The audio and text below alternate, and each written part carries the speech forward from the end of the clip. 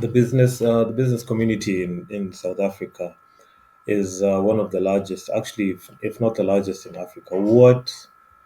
Um, what measures has South Africa taken for it to reach to that point where it's the largest hub of business in Africa? And also for the startup community also, what measures has South Africa taken so that the startup community can go from one business community can go from one level to another to another? Yeah, yeah. So the country specifically has embarked on what we call ESD, which is Enterprise and Support Development. Mhm. So it is through these initiatives, when we started, and they went a lot, but currently there's about 50 to 60 ESDs in the country. And looking from where we started as a country, there is some growth and trajectory in that regard. 60 is not a lot, and you still find a challenge where the same 60, there's 35 or 40, that are just there to mark the questionnaire, like I said. They just give you a mentor, and then whether you succeed in your business or not, if you really go and do a thorough research to say, how many entrepreneurs have you grown? They're not able to give you that, but they'll simply tell you, we had 50 and we exited 50. But out of those 50, how many are still in business today? Looking at the challenges as well. So I think the country has done a lot in that regard. Secondly, the country has also introduced what we call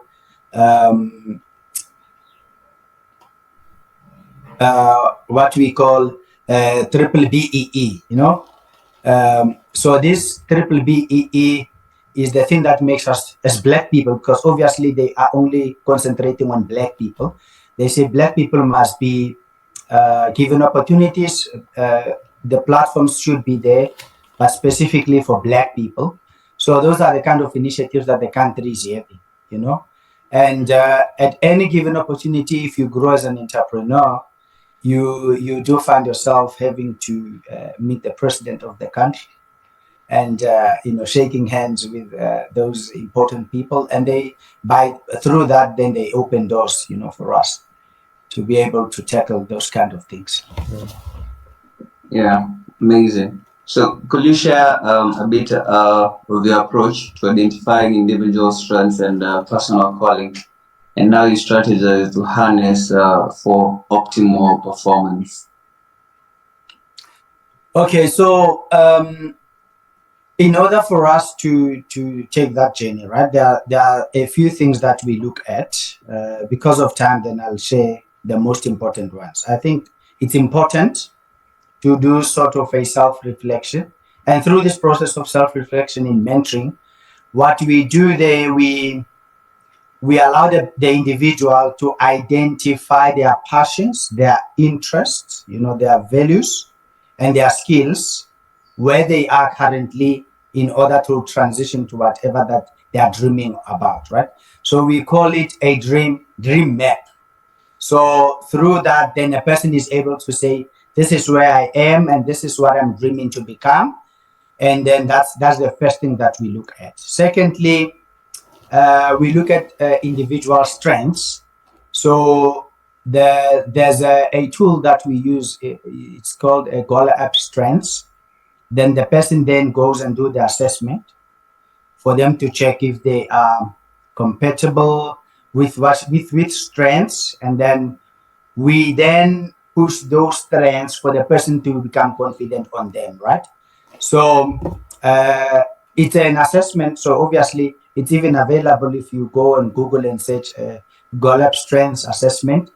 The person is able to find it there. Then they do that kind of an assessment, and then they are in a better position to be able to change or to understand and to know what their strengths are. We also look at the person, making sure that they clarify their personal values, and their purpose. So through that dream map, that's where your individual purpose what your individual purpose is, why you were born, why God put you on this earth. We also need to do that. So what I didn't tell you is that with MBCI, when we reach especially this personal value and purpose space, this is where then we pray about this, because it's not something that a person should take lightly. So we also make sure that a person is able to understand uh, their reasons why they exist. So, and then lastly, we then make the alignment, with what we have checked, to make sure that the person is aligned with those strengths, is aligned with those values, is aligned with being self-aware of all the things that they can do. And then we create the support, obviously, after the person has been able to identify who they are, so that at least we take them through the journey of realizing themselves.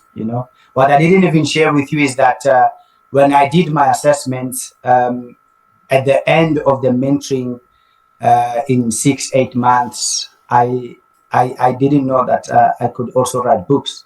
So I have 2 books that I authored, and we are just in the final stages to make sure that we complete them, because I have putting it on hold for so long, and I think it's time that I put myself out there in this regard, because I have been having some imposter syndrome, thinking, no, my books are not good enough. My books are not good enough. But yeah, that's how deep the strengths finding could go. Yeah, you should send us your review then before you putting it out to the public. We write our reviews.